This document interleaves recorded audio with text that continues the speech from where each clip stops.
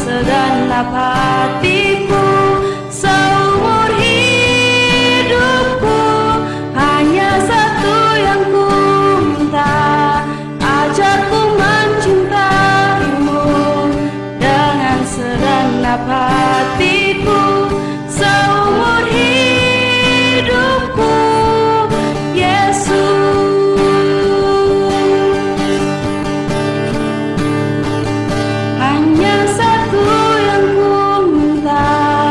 Ajarku mengasihimu dengan segenap hatiku, seumur hidupku.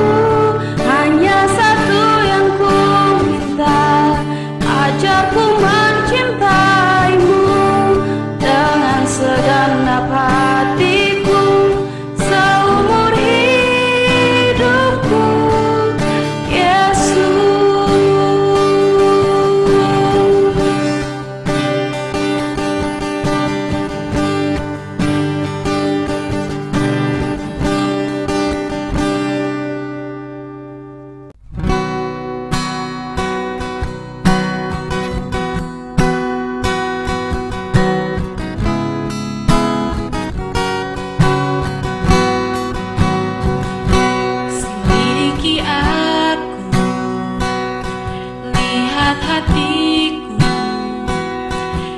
Apakah ku sungguh mengasihimu, Yesus?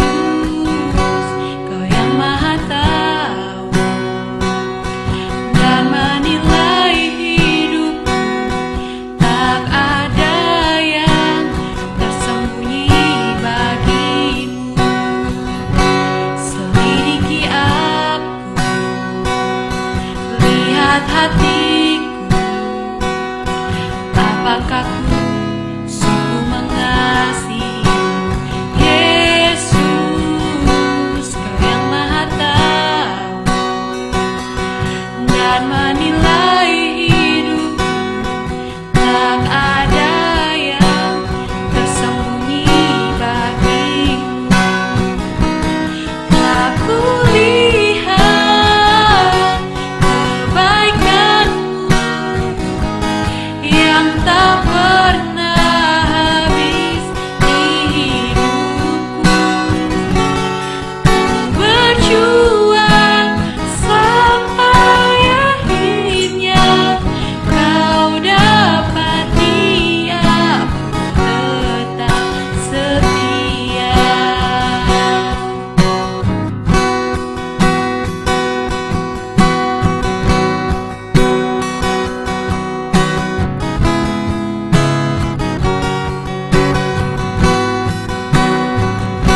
Selidiki aku, lihat hatiku. Apakah ku sungguh mengasihimu, Yesus? Kau yang Maha Tahu dan menilai hidupku. Tak ada yang tersembunyi bagimu. Telah kulihat kebaikanmu yang tak pernah habis di hidupku. Ku berjuang sampai akhirnya kau dapati aku tetap setia. Tak kulihat kebaikanmu yang tak pernah habis di dalam hidupku. Ku berjuang sampai akhirnya kau dapati aku tetap setia.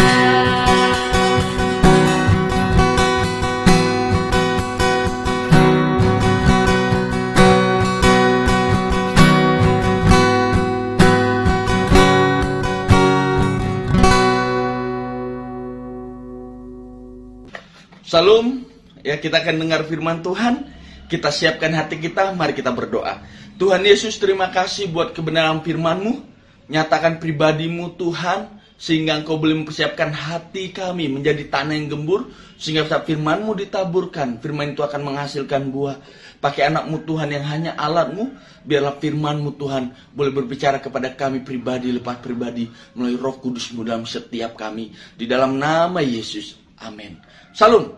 Ya, hari ini kita akan melanjutkan pembahasan kita dalam Kisah Para Rasul pasal 10 ayat 24 sampai 48. Ya, tetap tentang Petrus dan Kornelius. Ya, bagaimana Petrus mengalami penglihatan, Tuhan berbicara kepadanya. Walaupun memang di minggu lalu sudah dijelaskan penglihatan yang luar biasa yang diberikan kepada Petrus. Begitu juga bagaimana malaikat Tuhan berbicara kepada Kornelius. Ya, bagaimana itu dinyatakan kepada Kornelius untuk memanggil Petrus. Dan mungkin pada waktu itu mereka bertanya-tanya, apa maksudnya, apa tujuannya. Dan di pasal ini, di bagian ini yang akan kita lihat, di ayat yang ke-24 sampai 48, kita akan melihat sebuah jawaban, ya, sebuah pengharapan yang besar tentang keselamatan yang Tuhan Yesus sudah berikan, baik kepada orang Yahudi dan kepada orang di luar dari Yahudi, untuk kita semua, saudara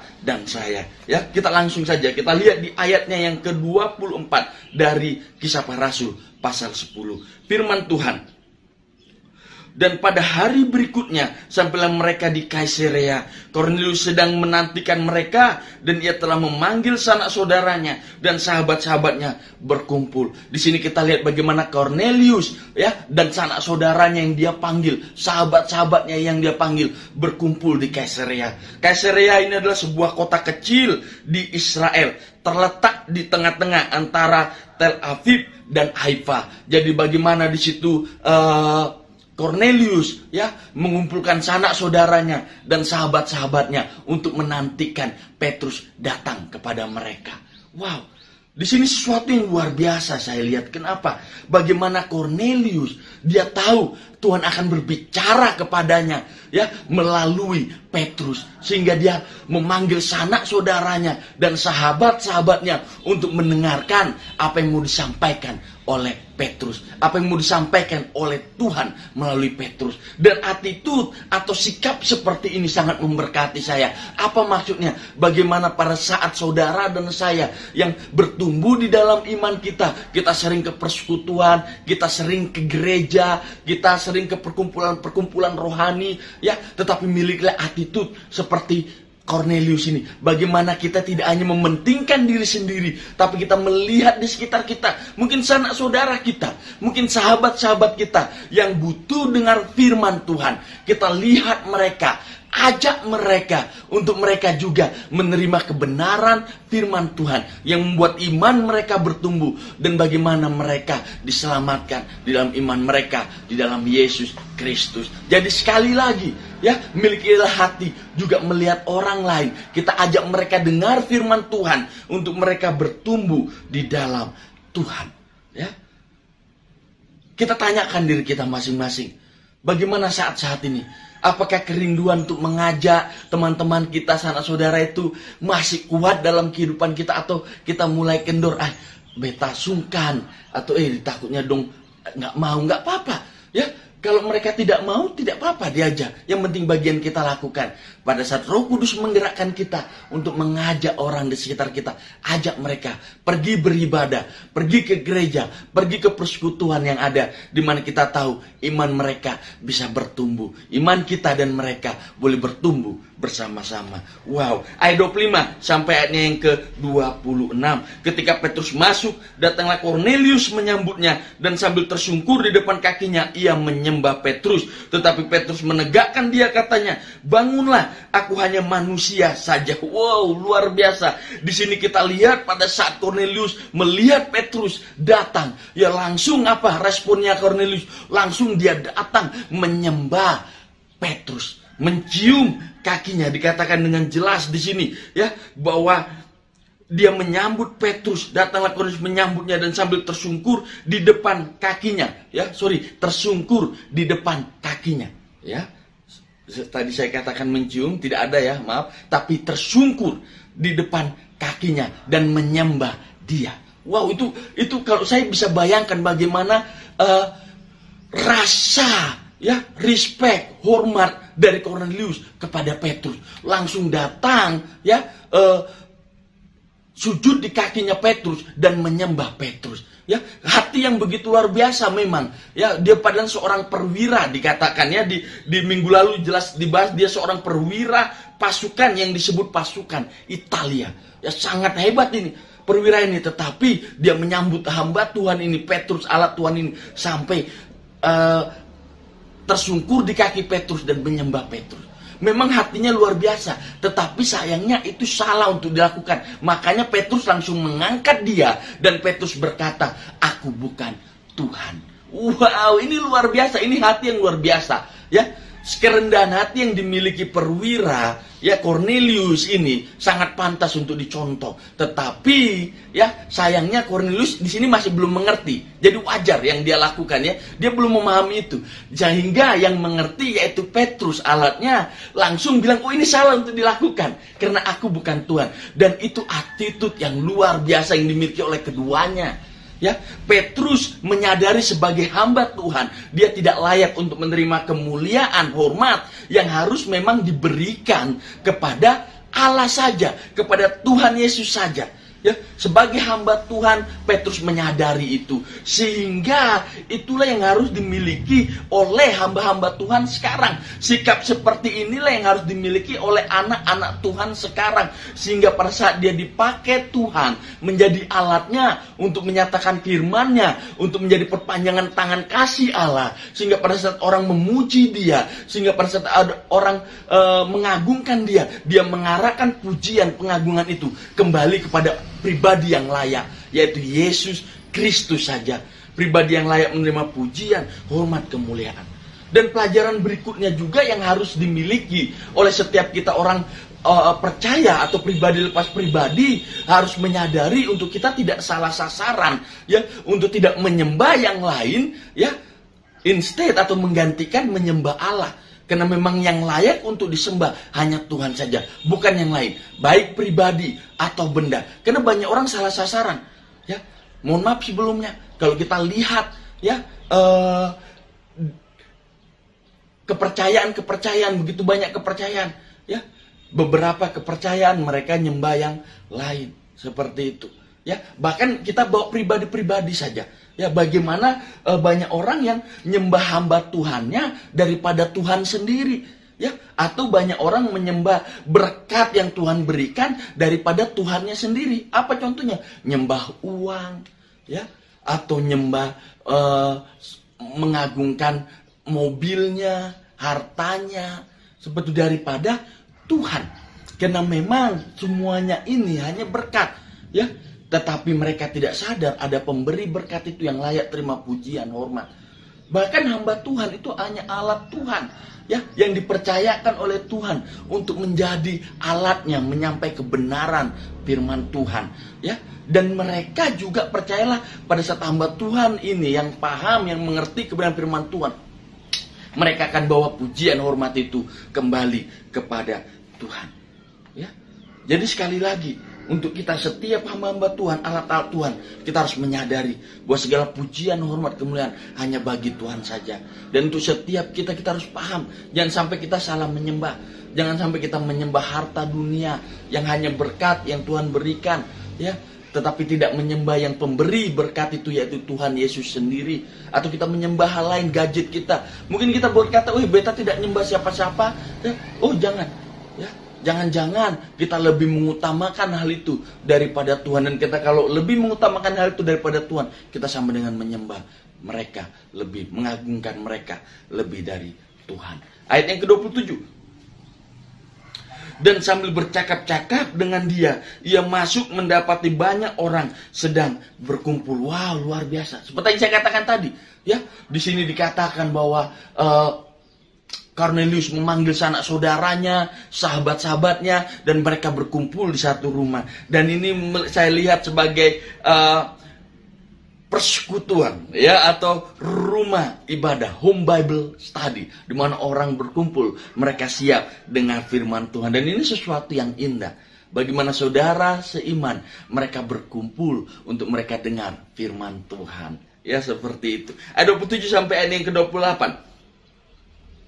Dan sambil bercakap-cakap, ya, di sini, dan sambil bercakap-cakap dengan dia yang masuk dan mendapati banyak orang sedang berkumpul, ia berkata kepada mereka, kamu tahu betapa kerasnya larangan bagi orang Yahudi untuk bergaul dengan orang-orang yang bukan Yahudi atau masuk ke rumah mereka, tetapi Allah telah menunjukkan kepadaku bahwa aku tidak boleh menyebut orang najis atau orang tidak tahir. Wow, di ayat 27-28 ini kita melihat bagaimana Petrus pergi ke sana dengan keyakinan bahwa itu kehendak Tuhan. Apa yang dia lakukan yaitu dikehendaki oleh Tuhan untuk dia lakukan, yaitu datang berjumpa dengan Kornelius dan sanak saudaranya dan sahabat-sahabatnya. Wow, dan ini menguatkan saya pribadi lepas pribadi. Apa itu? Untuk setiap kita sebagai anak-anak Tuhan, sebagai alat Tuhan, kita harus menyadari, ya, apapun yang kita lakukan harus sesuai dengan kehendak Allah, harus sesuai dengan kehendak Tuhan, ya. Sehingga apapun yang kita lakukan, kalau kita lakukan sesuai dengan kehendak Tuhan, maka penyertaan Tuhan akan selalu ada bersama kita. Wow, dan di sini kita lihat Petrus dia melanggar aturan yang ada. Apa itu yang dilanggar oleh Petrus? Di sini jelas dikatakan bahwa ia berkata kepada mereka, kamu tahu betapa kerasnya larangan bagi orang Yahudi untuk bergaul dengan orang-orang yang bukan Yahudi. Artinya pas saat Petrus berjumpa dengan Kornelius, ya, berjumpa, ya, untuk menjadi alat Tuhan menyampaikan apa yang Tuhan mau sampaikan. Artinya secara dunia dia melanggar aturan dunia, aturan yang ditetapkan, yaitu orang Yahudi tidak boleh bertemu bergaul dengan orang yang bukan Yahudi. Tetapi dia langgar itu aturan yang dibuat oleh manusia. Karena apa? Karena Tuhan yang menyatakan itu. Ya, Tuhan bilang apa yang dikatakan di ayat yang ke-28, ya. Kalau Tuhan, ya, menunjukkan, ya, bahwa apa yang tidak boleh, bahwa aku tidak boleh menyebut orang najis atau tidak tahir, ya, seperti itu, ya. Bahwa Tuhan menyatakan kepadanya dia tidak boleh menajiskan apa yang Tuhan tidak najiskan, ya, seperti itu, apa yang tidak tahir, ya, luar biasa di sini kita lihat, ya. Dan bahkan poinnya kita bisa melihat bahwa ketaatan, ya, pada firman Tuhan yang dimiliki oleh Petrus lebih, ya, atau di atas dari aturan manusia, ya, seperti contoh budaya dan yang lainnya. Firman Tuhan harus di atas lebih dari segalanya aturan-aturan yang ada di dunia ini. Ya, kalau aturan-aturan di dunia ini yang tidak bertentangan kita harus lakukan, kita harus taat. Tapi kalau yang bertentangan dengan firman Tuhan, kita harus lebih menurut apa yang firman Tuhan katakan. Baik, ya, ada konsekuensi yang harus kita terima. Di beberapa negara, ya, Injil dilarang diberitakan. Tetapi mereka anak-anak Tuhan yang ada di sana, mereka tetap menyatakan Injil Tuhan, ya, untuk terus Injil itu disampaikan sehingga mereka boleh diselamatkan walaupun mereka harus melanggar aturan-aturan yang orang buat. Ya, sama dalam kehidupan kita. Ya, di setiap daerah ada budaya sangat baik, tetapi ada beberapa budaya yang bertentangan dengan kebenaran firman Tuhan, dan itu kita harus lebih menurut firman Tuhan daripada budaya yang ada yang dibuat oleh manusia. Wow, ya, luar biasa. Ya, ayat 29. Itulah sebabnya aku tidak berkeberatan ketika aku dipanggil, lalu datang kemari. Sekarang aku ingin tahu apa sebabnya kamu manggil aku. Di sini Petrus bertanya, ya. Di sini Petrus penasaran kenapa dia dipanggil. Dia tidak keberatan, dia datang karena dia tahu itu sesuai dengan kehendak Tuhan untuk dia datang di sana. Tetapi sebagai manusia dia bertanya, kenapa engkau memanggil aku? Ya, dan jawabannya ada di ayat 30 sampai 32. Firman Tuhan. Jawab Kornelius, 4 hari yang lalu, kira-kira pada waktu yang sama seperti sekarang, yaitu jam 3 petang, aku sedang berdoa di rumah. Tiba-tiba ada seorang berdiri di depanku, pakaiannya berkilau-kilauan, dan ia berkata, Kornelius, doamu telah didengarkan Allah, dan sedekahmu telah diingatnya di hadapannya. Wow, di sini kita melihat ya sampai ayat ke-32, suruhlah orang ke Yope untuk menyebut Simon yang disebut Petrus. Ia sedang menumpang di rumah Simon, seorang penyamak kulit, dan tinggal di tepi laut. Jadi dengan kata lain, Tuhanlah yang memerintahkan Kornelius untuk memanggil Petrus. Wow, ya di sini Kornelius mempunyai alasan yang jelas karena Tuhanlah yang memerintahkannya untuk memanggil Petrus, dan Petrus juga semakin yakin apa yang dia lakukan sesuai dengan kehendak Allah. Di ayat 34 sampai 35, lalu mulailah Petrus berbicara kepada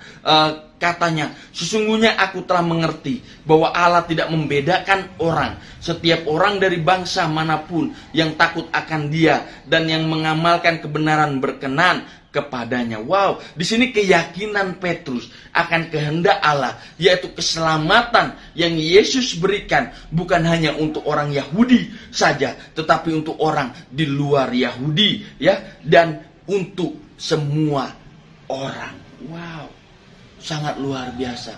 Di sini akhirnya timbul kesadaran Petrus, ya, apa yang dia tanyakan sama dia mulai sadar bahwa Tuhan perintahkan untuk menyampaikan Injil kebenaran itu, Injil kasih karunia itu kepada Kornelius, kepada sanak saudaranya dan sahabat-sahabatnya yang bukan orang Yahudi.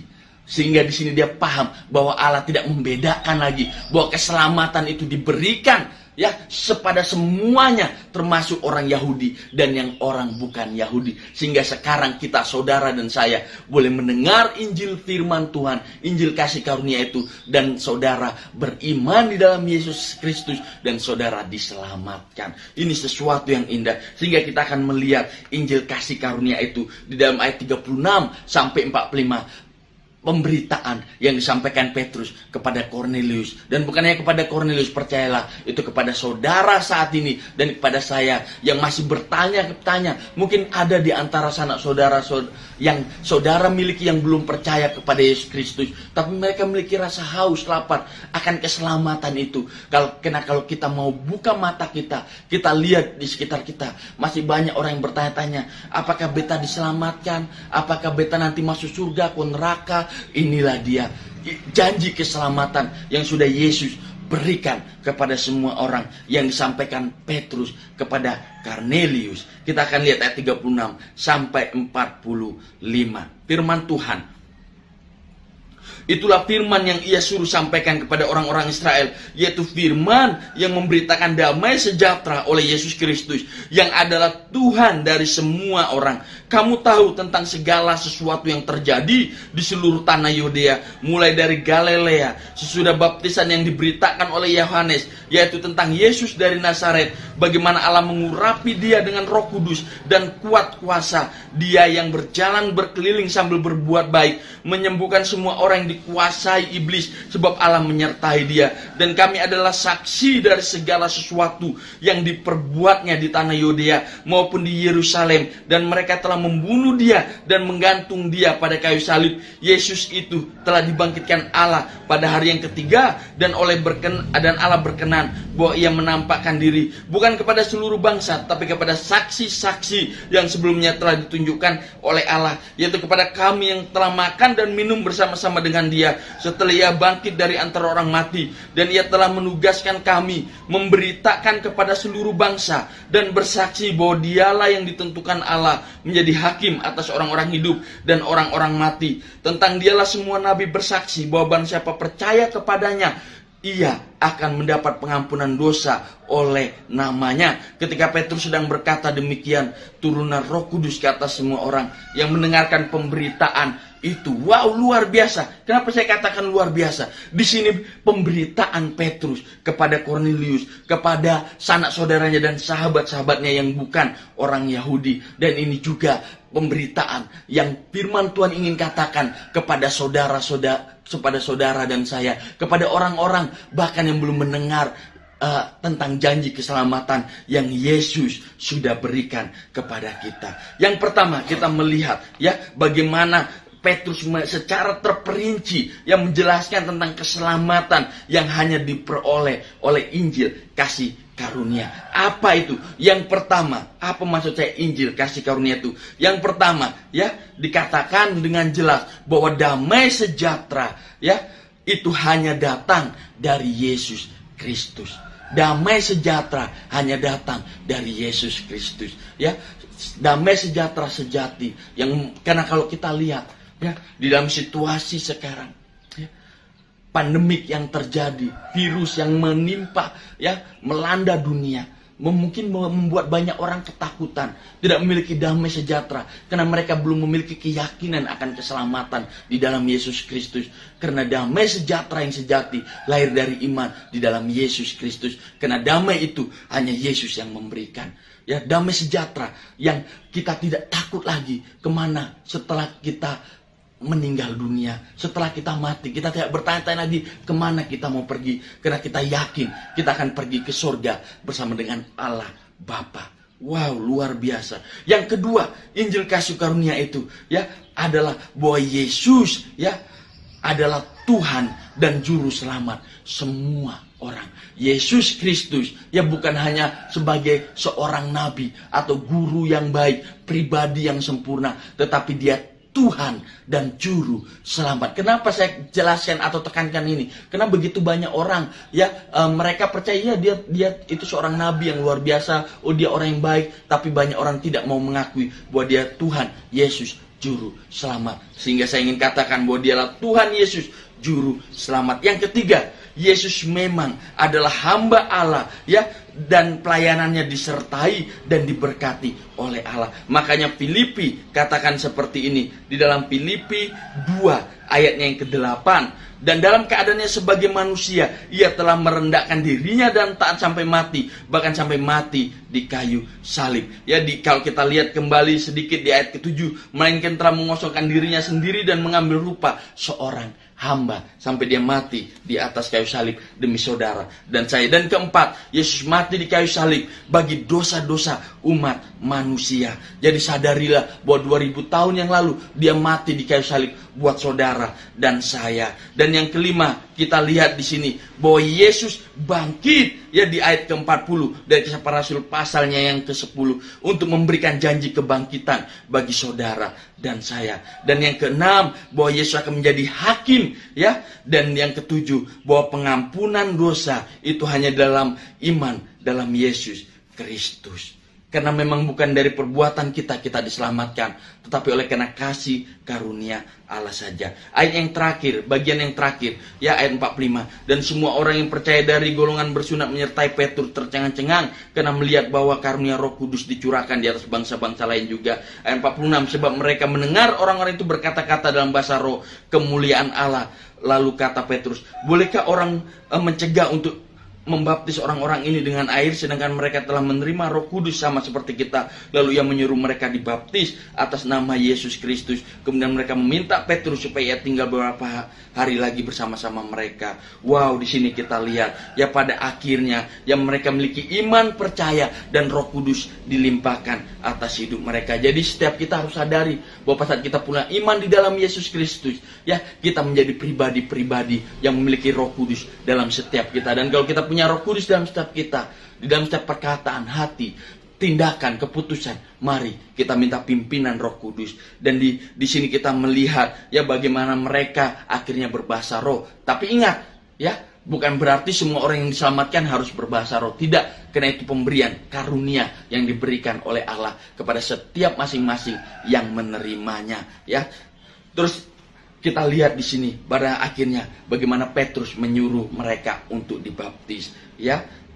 Apa maksudnya? Ya, Petrus menggenapi amanat agung. Bagaimana Tuhan menyuruhnya untuk memerintahkan dia memberitakan Injil kasih karunia-Nya untuk kepada semua bangsa, menjadikan mereka murid Tuhan kita dan membaptis mereka di dalam nama Bapa, Anak, dan Roh Kudus. Ya, di dalam nama Yesus Kristus. Dan ini sesuatu yang luar biasa yang memberkati saya setiap kali. Apa arti baptisan? Baptisan itu bagaimana kita proklamasikan, menyatakan bahwa kita bagian dalam Yesus Kristus, bahwa kita sudah sama-sama mati ya di dalam Dia, dan kita dibangkitkan dalam Dia, dan kita naik ke surga pada akhirnya bersama-sama dengan Dia di surga. Inilah pengharapan Injil kasih karunia. Pertanyaannya bagi kita ya, selagi ada waktu, maukah kita menjadi alat Tuhan untuk menyampaikan Injil kasih karunia yang Tuhan sudah berikan kepada saudara dan saya? Kita memiliki hati untuk menyatakan Injilnya untuk setiap orang-orang yang terhilang, yang belum menerima Injil kasih karunia. Mari kita berdoa. Tuhan Yesus, kami sudah mendengar firman-Mu. Satu hal yang pasti, anak-Mu berdoa. Mungkin saat ini yang mendengarkan ada beberapa yang belum memiliki kepastian iman akan keselamatan. Anak-Mu berdoa biarlah mereka membuka hati mereka, mengadari bahwa hanya Tuhan Yesus Kristus saja yang sanggup memberikan damai sejahtera, memberikan keselamatan dalam setiap kehidupan kami. Dan aku berdoa untuk setiap kami yang sudah ada di dalam Kristus, iman dalam Tuhan. Tuhan, mungkin api akan pemberitaan kasih karunia Injil-Mu mulai redup dalam kehidupan kami. Tuhan, penuhi kami oleh Roh Kudus-Mu untuk kami taat tunduk untuk melakukan kehendak-Mu, yaitu menyatakan Injil kasih karunia-Mu kepada sanak saudara kami yang kami tahu belum mengenal Engkau secara pribadi, kepada sahabat-sahabat kami yang kami tahu mereka terhilang dan belum mengenal Engkau secara pribadi. Tuhan, biarlah Engkau boleh melimpahi kami, menuntun kami oleh kuasa Roh Kudus-Mu untuk menyatakan pribadi-Mu dalam setiap kehidupan kami, tindakan kami, perkataan kami, kesaksian hidup kami. Biarlah Roh Kudus saja yang boleh memampukan kami untuk menyatakan firman-Mu. Di dalam nama Yesus. Amin. Shalom.